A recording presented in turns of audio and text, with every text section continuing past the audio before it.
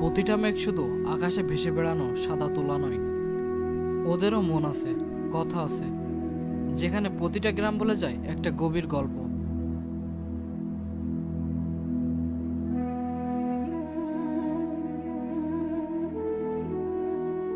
যেখানে প্রকৃতি, সংস্কৃতি আর মানুষ একসাথে বসে। মলেনং, এক গ্রাম যাকে বলা হয় এশিয়াস ক্লিনেস্ট ভিলেজ। এখানে পরিচ্ছন্নতা কোনো সরকারি প্রচার নয়, এটা প্রতিটি ঘরের, প্রতিটি হৃদয়ের অভ্যাস। বাড়ির আঙিনায় যেন ফুল আর শৃঙ্খলার লুকোচুরি।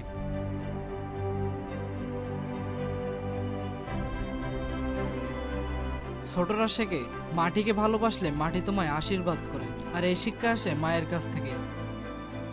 সবাই নিজের ঘর তো পরিষ্কার করে, কিন্তু কেউ কেউ নিজের গ্রামের আত্মাকেও ঝাড়মুছ করে চলে প্রতিদিন। দ্যাটস মাওলং। দাওকি। নদীকে এক নজর দেখলে বোঝা যায় স্বচ্ছতা মানে কি। নদীর তলদেশ পর্যন্ত চোখ চলে যায়, আর মনে হয় যেন নৌকাটা নয়, তুমি নিজেই আকাশে ভাসছো। ভারত বাংলাদেশের সীমান্তের ঠিক গা ঘেঁষে থাকা এই গ্রামটিতে মানুষ জলের মতো আলাদা হলেও মিলেমিশে থাকে। এখানে দুপুরগুলো রোদে ঝলমল করে, আর সন্ধ্যায় নদী থেকে উঠে আসে শিশির সুরে ভরা হাওয়া। Clarity is not just a visual thing in Dauki, it's a spiritual. No Griat, যেখানে প্রকৃতি স্থাপিত আর গাছের শেকড় কংক্রিটের থেকে শক্তিশালী। এখানে লিভিং রুটস ব্রিজ শুধু সেতু নয়, একটা প্রজন্ম থেকে আরেকটা প্রজন্মের মধ্যে যোগাযোগের রাস্তাও। এগুলো তৈরিতে লাগে প্রায় 15 থেকে 20 বছর, কিন্তু টিকে থাকে শত বছর। বৃষ্টি, বন্যা, ভাঙন কিছুই ভাঙতে পারে না এই সম্পর্ক, কারণ এগুলো তৈরি হয় ধৈর্য আর ভালোবাসায়। Ingrid even bridge breath. লাইটলুম, পাহাড়ের শেষ সিঁড়ি। লাইটলুম ক্যানিয়াস মানে পাহাড়ের শেষ ধাপ। এখানে দাঁড়ালে মনে হয় যেন পৃথিবীর শেষ প্রান্তে দাঁড়িয়ে আছে।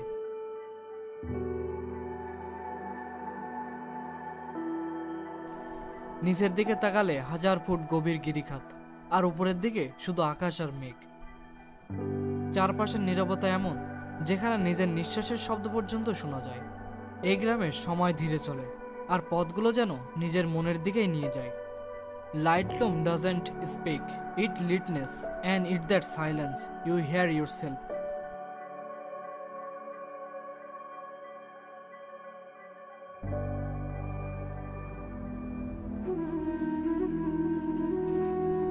রিওয়াই, গ্রামের প্রতিটি গাছ, প্রতিটি বাঁশের কাঠি এক একটা যেন ইতিহাসের দলিল।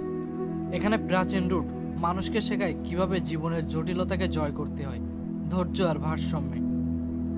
পাশাপাশি এই গ্রামে হস্তশিল্প, বাঁশের পণ্য বুনন সবকিছুতেই মিশে থাকে পূর্বপুরুষের ছোঁয়া।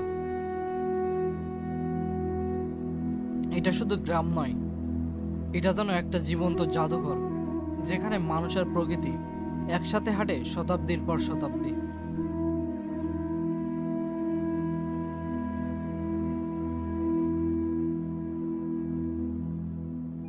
কংথং। এখানে প্রতিটি মানুষের দুইটি নাম, একটা শব্দে আর একটা সুরে। মা যখন তার সন্তানকে ডাকেন তিনি উচ্চারণ করেন না, একটি ব্যক্তিগত সুর, একান্ত ভালোবাসার নাম। এই গ্রামে ভাষার চেয়ে সুরের শক্তি বেশি। It's not a lullaby, it's a identity. এখানে ভাষা মিশে যায় হাওয়ায়, আর নাম হয়ে ওঠে সঙ্গীত।